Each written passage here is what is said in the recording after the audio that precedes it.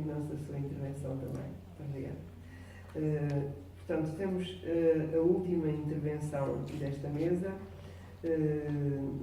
da doutora Nádia Miranda Tavares, de Psicologia Forense e Penitenciária da Universidade Autónoma de Madrid, sobre a temática Intervir em Holocreon.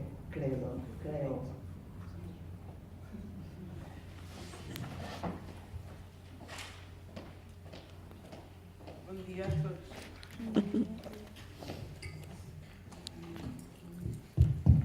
Bem, bom dia a todos. A minha intervenção é bastante modesta comparado com a mesa que temos, mas eu gostava muito de agradecer a oportunidade que me deram de estar aqui. A doutora Maria Loura foi quem me convidou. Antes de passar à apresentação, gostava só de fazer uma pergunta. Quem aqui se intitula a si mesmo de mentiroso? Pode levantar a mão. Ninguém? Ninguém? Está bem, eu vou fazer de outra forma a pergunta. Quem aqui já mentiu pelo menos uma vez? 2, 5, 10, 15, 50 vezes? Ok. Mas é engraçado que não nos chamamos de mentirosos, mas quem já conheceu um ladrão que roubou 1, 2, 5 vezes, ou um agressor que agrediu 1, 2, 5 vezes, que é chamado de agressor, mas nós não nos podemos intitular de mentirosos ao mentir 50 vezes, 100. Dizem que uma pessoa mente 200 vezes por dia, ainda que seja... Estás tão gira com essa camisa, mais ou menos. Não é? Mas é curioso. Bom, o meu nome é Nádia Tavares, eu sou psicóloga forense, eu fiz a minha licenciatura na Madeira quando jogava basquete na altura, fiz o meu mestrado na Universidade de Madrid, também fui para lá por causa do basquete. E depois de muitos anos de estudo, estava muito ansiosa por começar o meu estágio curricular, não é? Ver casos de adolescentes, delinquentes, era toda aquela ansiedade. Nós, quando saímos da universidade, nós queremos apanhar os piores casos, os piores psicopatas, os piores assassinos, para poder contar aos nossos amigos. Hoje estive com o pior, queremos contar aquelas histórias horrorosas, não sei porquê. E assim foi. Eu deparei-me com o meu primeiro caso,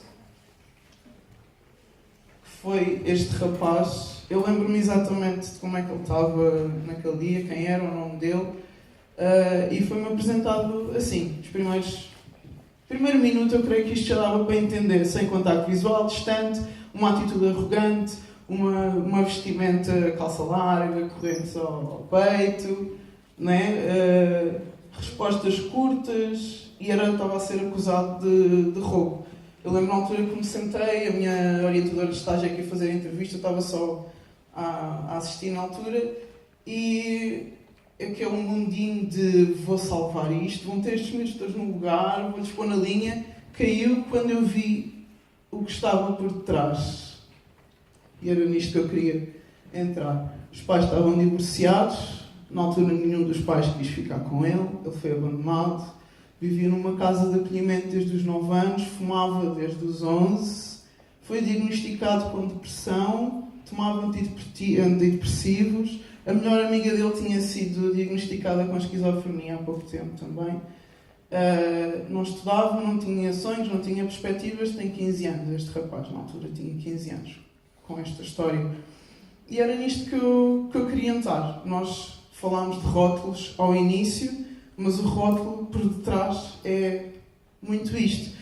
Isto foi o meu primeiro caso e eu fui tomando muita atenção ao longo dos casos que eu fui tendo nos anos em que eu estive em Madrid para tomar atenção ao que é que estava por detrás. Então eu fui à base das necessidades humanas e tomei atenção a esta pirâmide que eu creio que toda a gente já ouviu falar pelo menos uma vez, certo? Mas é uma base bastante importante em que explica que temos 5 necessidades básicas humanas e que não podemos suprir a seguinte se a de baixo não estiver pelo menos parcialmente cumprida. Digo parcialmente porque nunca temos uma necessidade totalmente cumprida, não é? Sempre que cumprimos um objetivo, sempre queremos seguir para o seguinte, mas se tanto parcialmente cumprida, nós vamos subindo a escala das necessidades. E eu queria aqui apenas partir de 2 para falar do que eu queria falar, que tem a ver com a necessidade de relação e pertença, e que se não tivermos essa necessidade parcialmente, pelo menos suprida, não podemos passar para ter uma necessidade de autoestima. Ou seja, partindo um bocadinho mais nós podemos dizer que aquilo que nós pensamos de nós mesmos depende do que os outros pensam de nós. Oh, concordam?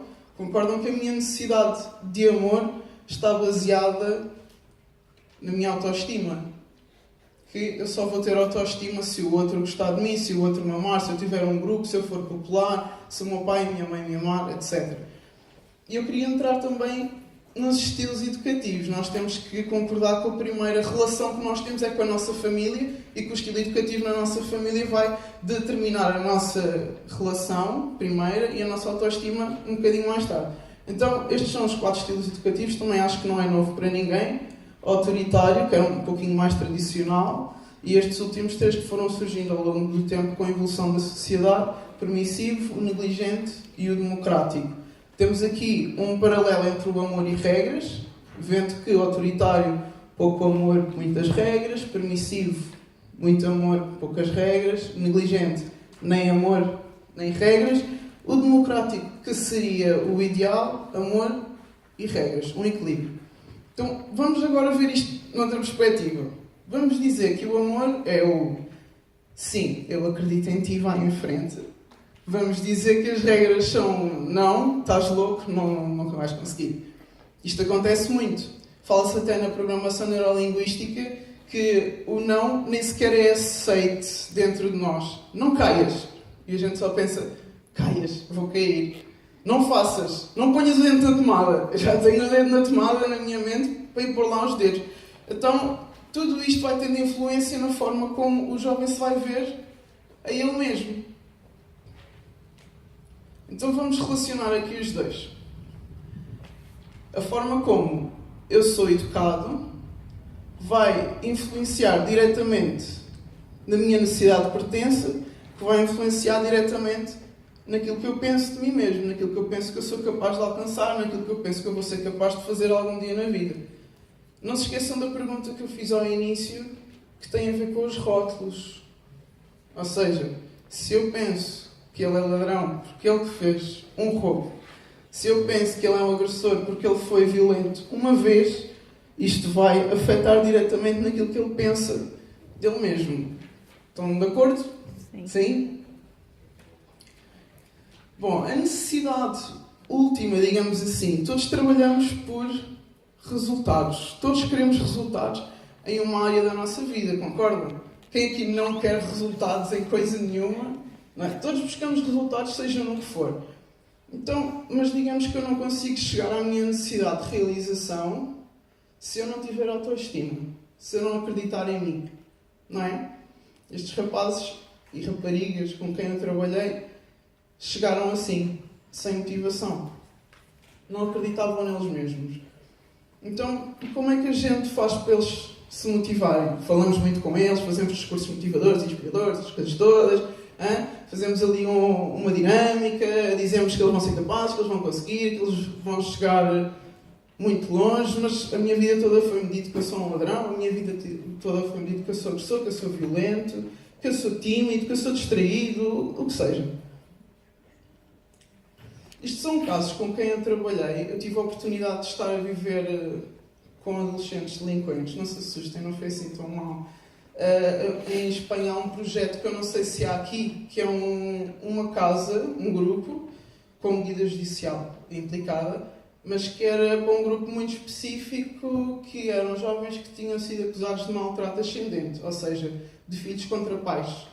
Então, nesse caso, estudava-se o perfil, se encaixasse no perfil, esses jovens eram retirados das suas famílias para viver numa família exemplo, e eu, ao que parece, sou um grande exemplo, fui convidada para fazer parte dessa família e tive a oportunidade de estar a viver com eles durante 8 meses, o que deu bastante tempo para estar a conviver com eles, a comer com eles à mesa, a sair ao parque, a ver séries, ver o dia-a-dia. E para minha surpresa, eles são iguais a nós. São pessoas que cometeram um erro e que estão-se a tentar redimir, mas esse rótulo impede com que eles pensem que podem fazer algo além. O que é que acontece? Temos aqui 2 ou 3 casos só para dar um exemplo. Este rapaz, eu lembro-me exatamente quem era, inteligente, conversador, com muito argumento na conversa, foi acusado de um delito de roubo, está a fazer um curso de mecânica. Ok. Eu lembro-me que este rapaz até me disse que roubou um computador, um portátil, e que roubou para dar de comer aos 7 irmãos que tinha, porque o pai era doente e a mãe não tinha papéis para trabalhar. Ele disse que se fosse necessário não queria, mas voltaria a roubar quando saísse dali, para poder suprir novamente as necessidades da família. E isto deixou-me impotente. O que é que eu estava ali a fazer? Então, estou ali a trabalhar, a fazer um monte de dinâmicas, intervenções, reinserção social, para quando ele tiver a necessidade de alimentar a família, voltar a fazer exatamente o mesmo. Temos outro caso, rapaz de 17 anos, sorridente, super interessado, presente, brincalhão, delito de maus tratos, curso de hotelaria, curso profissional. 18 anos. Já me lembro deste rapaz. Tímido, tinha um espírito crítico e interesse político que a minha mente não chega lá. Falava da guerra civil, guerra mundial, isto e aquilo e não sei o quê. Eu só dizia, mas tens toda a razão, delito de maus tratos, curso profissional de mecânico. Era o que ele estava a fazer. Tinha aqui outra rapariga, já me lembro quem, 16 anos, super também simpática, interessada, sentava-se ao pé de mim, querida, era atleta, ela jogava handball, delito de maus tratos, estava a fazer um curso de cabeleireiro. Era o que ela estava a fazer. Então eu fico assim a pensar, o que é que nos motiva a fazer algo? É o poder escolher o que é que eu vou fazer, certo? Mas claro, se me derem uma escolha de, e isto eu não estou a exagerar, curso de cabeleireiro, curso de mecânico, curso de hotelaria e um emprego qualquer, se me disserem que estas são as minhas 4 hipóteses, eu vou ter que escolher uma, porque eu sou ladrão, porque eu sou agressor, porque eu tenho um rótulo de quem já não vai conseguir fazer muito mais. Se pensarem em ser médico, vão dizer que eu estou a delirar. Se pensarem em ser jogador de futebol, vão dizer que é tarde demais. Se eu pensasse em bailarina, então é melhor sair a correr, não é? Então nós falamos de vários tipos de inteligência. Nós não podemos simplesmente olhar para um jovem que não passou a matemática, pronto, ele já não vai conseguir fazer nada de especial, vamos lhe dar um curso qualquer para ele fazer, para ver se ele se safa, para ver se cumprimos com o nosso critério de reinserção social padronizado, que é o que está a acontecer. Mas vejam quantos tipos de inteligência existe. Inclusive as escolas não estão preparadas para uma pessoa que tenha um tipo de inteligência e um talento sobredotado musical ou corporal. Porque para uma pessoa que tem uma inteligência corporal muito avançada, passar 8 horas sentada a ouvir alguém é muito difícil. Ou não? Ou uma pessoa que tem uma inteligência musical muito dotada, ficar a ouvir o professor falar de história, é difícil, porque não é aquilo que o cativa. Eu quando jogava basquete, eu cheguei a jogar na seleção, eu vou-vos dizer que 80% das vezes que eu ia para o treino não me apetecia treinar. Eu treinava de manhã e à noite, e jogava fim de semana, passava verões fora, andei para cá e para lá, mas não me apetecia porque o meu corpo estava cansado, eu às vezes só queria dormir, mas eu tinha um objetivo, porque foi a minha escolha. Porque foi a minha escolha. Estão a perceber? Eu acho que nós temos que ter realmente a consciência, como educadores, como professores, como técnicos, como psicólogos, como pais, como cidadãos, que temos que deixar as pessoas escolher. É só isso. Obrigado.